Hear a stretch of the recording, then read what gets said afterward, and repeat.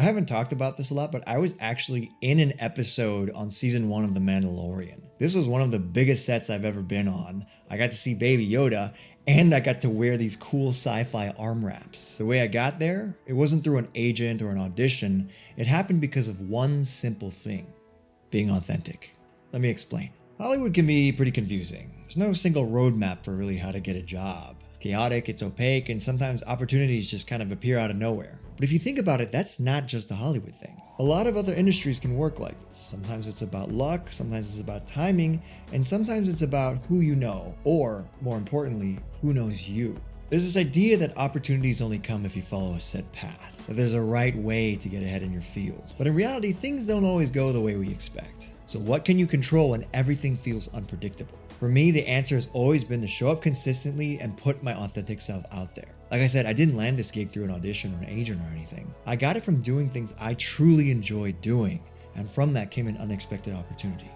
Let me take you back to where it all started. Back in 2018, I used to attend an event where actors would go on stage and cold read scripts by writers. Cold reading is when an actor gets the material like right before performing, and I really enjoy it because I feel like it really just levels the playing field. It was a great way for actors to get to perform and for writers to hear their works being read out loud.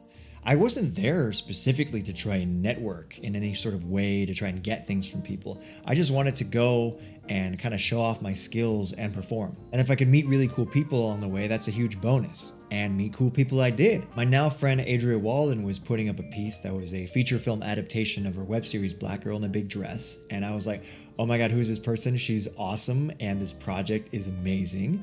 And I basically told her that. We ended up connecting on social media, and I went home and binged the entire first season of her web series, and it was awesome, and I gushed to her about it. Don't worry, this is all relevant, and I'll also link the series down below. Anyway, a few months later, Adria actually messaged me and was like, hey, do you want a part in season 2? And I was like, yes, of course. Already being a huge fan of the show, and the fact that there's a part for me in season 2, like everything just kind of came together. A detail she also mentioned was that the director had also worked with Bryce Dallas Howard before, who I had just read in the trades earlier in that year was hired to be a director on The Mandalorian. I clocked that as a cool detail, but I just didn't think anything of it after because it's not like I wanted to bring it up on set like a weirdo, and I wanted to be professional and focus on the project we were filming. It went amazing, it was super fun, and I'll link season 2 down below if you want to take a look. About a month after filming, I get an email from the director telling me they were working on a top secret project I might be interested in if I wanted to do some background work on it.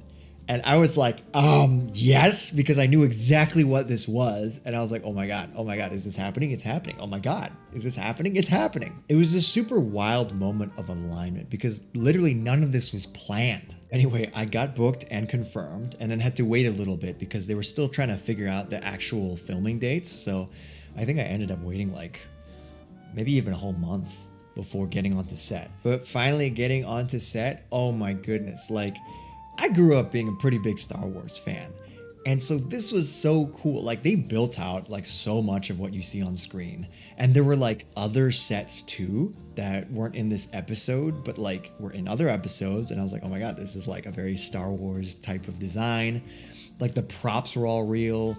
We got to see Baby Yoda and basically have to keep a secret about it for like almost a year. I was running away from explosions on my first day. It was freaking awesome. A kind of funny thing is I had to wear a wig and then a hat over that. And on the first day, the hat was actually way too small for the wig and my head. So it was actually like crushing my scalp and hurt so much after like 2 hours of wearing it. But I didn't care because of how cool everything was. We also got to film on the volume, which is what they call this giant LED background and ceiling. They designed like a world in a video game engine, and then you could just like drag and drop assets, as well as like putting a giant black square in the sky because they needed to block light from like a certain part of set, and they could just do that. It was awesome. It was a really cool thing to see as an actor too, because it felt so immersive. Like they had set it up for a daytime scene, even though it was nighttime when we were on set, and it still felt like daytime, you know? Even though this was a background role, not exactly a big break in my career, it was still one of the funnest experiences I've ever had on set. And it happened because I was staying true to myself and being open to opportunities. So am I saying that if you tap into the authentic version of yourself that you're gonna end up on The Mandalorian 2? No, I don't even know if they're gonna keep going after the movie comes out. But you could still land some awesome opportunities even if you're not in a creative field. So here's 3 simple takeaways from this whole situation that you can apply to your own life. Number 1, show up. This could take many forms, whether it's posting your work online for people to see or literally showing up to events, but you can't get opportunities if people don't know what you do or that you even exist. Number 2, be authentic. I think a lot of us, especially creatives, feel like we have to sacrifice our voice or our morals just to make some money, which can happen. I mean, we've all seen it. But as someone that's kind of strayed a little bit to that dark side, I can honestly tell you that you're going to end up hating yourself. So I would say stick to being authentic. Don't try to force a connection just because it might lead to some exposure or money. Go after what you're passionate about. And if it's not a fit, it's not a fit. I love acting and performing, and so going to that event was part of me getting to stay warm and flex my chops. And then hearing and seeing about Adria's web series was something that I really enjoyed and thought was awesome. So getting to work on that was also a pleasure. And of course, I love Star Wars, so that also was amazing. It was all a beautiful series of alignments that were all very authentic to me and what I liked. And step 3, stay open. You never know where projects or collaborations might lead, but like I mentioned before, you want it to be authentic, because if you're trying to just go for the clout or the money, people can sense that. And that comes off different than just doing something because you truly believe in it and it's something that you resonate with as well. So if you're someone who's struggling to put themselves out there or wondering how to stand out, try these 3 steps and start leaning into what makes you, you. Thank you so much for watching, and if you're curious about how an actor even gets a job, you can watch that right here.